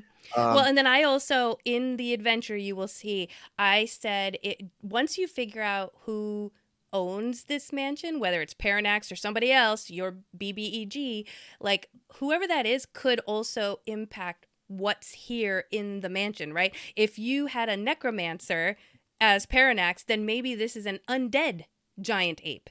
If you had Paranax as some evil tinkerer, then maybe this is some like tweaked crazy Frankenstein of a giant ape, so there's all kinds of ways you can take this. And there's the one, maybe it's a robot ape harvesting the fungus for Paranax. It's all here, trust me. So all these ideas we're throwing out to you guys, it's all written down in there, so to help you figure this out. And again, there's two charts there. The one chart is for the fungus. Mm-hmm. The other chart is for holy water effects. Oh, that you find a vial of holy water. Yeah, and I usually do like a boon chart. Mm-hmm. And I really found this from my beginner players, where you give them just like a simple boon, like you have a +1 strength for an hour. Yeah. That's kind of cool. Yeah. They kind of enjoy that. And in a one shot, when we're talking about these situations, I think they work very well too, for like a horror type situation. Yeah, yeah. Think about. So, and then the other cool thing here that we did with this particular one shot is I have access to epidemic sound, and I thought, why don't we include some ambiance? This is all stuff that we talked about in the first half of the show, right? Right, So right. if you want some scary music, guess what? In the PDF, there is a link for you to access some scary music to play that goes with this adventure. There's also, because personally the heartbeat sound scares me, I gave you access to this heartbeat sound so that you could do one or both, up to you, but you have access to some ambient sounds and music to help bring out the scary. All right. And then also there's some links in there. Now, we talk a lot and we really reference our old episodes, but there's so many things we've talked about in our prior episodes that can really help you here, like scaling and homebrewing monsters to suit your party's, level. Because this isn't an adventure that we built saying like for level 8 to level 11 players. We didn't say that. So whatever level your players are, you can insert this, but you may need to scale these monsters up or scale them down. And you can go check out our prior episode. And guess what? We'll tell you how to do that. If you want to have some props and handouts, because that is something that's going to help amp up the tension for your players, guess what? We have an episode on that too. We've got puzzles and traps. We talk about treasure. We talk about playing online, if you're going to do this online. Vampires. If you wanted to reskin all these monsters to be vampires, guess what? We have a whole episode on vampires.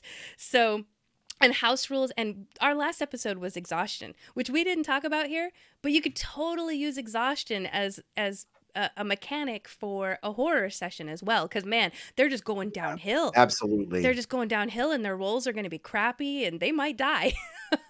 So Be prepared. Yeah. Be prepared. So here we are, folks. This is It's it. out. It's Okay. out. It's out. I did it. You I did the it. link. In your last discussion. I dropped the link. I said, "Here it is." Thank you so much. So I was going to tell you folks to put the keyword Paranax in our chat, and you still can. However, if you're in our chat, just go to the link that Doc just put in there, and you will have access to the adventure and all the links that are in the adventure. Just checking it. It opens, and you can download your own PDF. That's awesome. Thank you. And then the last little bit that I'm just going to add is that my own personal channel, Party Nerdy, I am currently doing a series of Halloween videos, whether it's like how to spookify your druid so that you can play like a scary druid, or whether it's how to make a city scary. Or I've taken a lot of horror movies and basically told you, here's how you could break it down into an adventure. So I have a ton of stuff there. I'm still putting things in until Halloween. So if you want to reference that, I'm going to put the link here. And there you go. Should be in there. So that, folks, is very excited. Very excited. Now, next week, remember, next week we have our super interview with Luke Gygax. And even being closer to Halloween, we're going to have another possible trick or treat that you don't have to wait for. Yeah. Because there's no way you're going to be reading it during the interview. So that link will be right there. And the basement full of arcane secrets, as long as I get it proofed, it's there, man. It's going to be out for you guys too. So 2 big horror adventures for this Halloween from Dungeon Studios. Yeah. So have from fun, us man. To you. You, because man. Happy Halloween, right? Happy Halloween. Happy Halloween. So I'm going to take this little dungeon down for a second so that everybody can see our beautiful faces. And we're going to say goodnight to you guys now, because why draw it out? We got 5 minutes unless you want to chat. Okay. Remember, don't believe everything you think until you think about everything in which you believe. I love it. All right, folks. I want you guys to have a good evening and tell all your friends about us. Share and like and subscribe so that you don't miss out on next week's very special episode. All right? Yeah, we'll see you then. Take care, everybody. Have a good one. Good night. Peace out.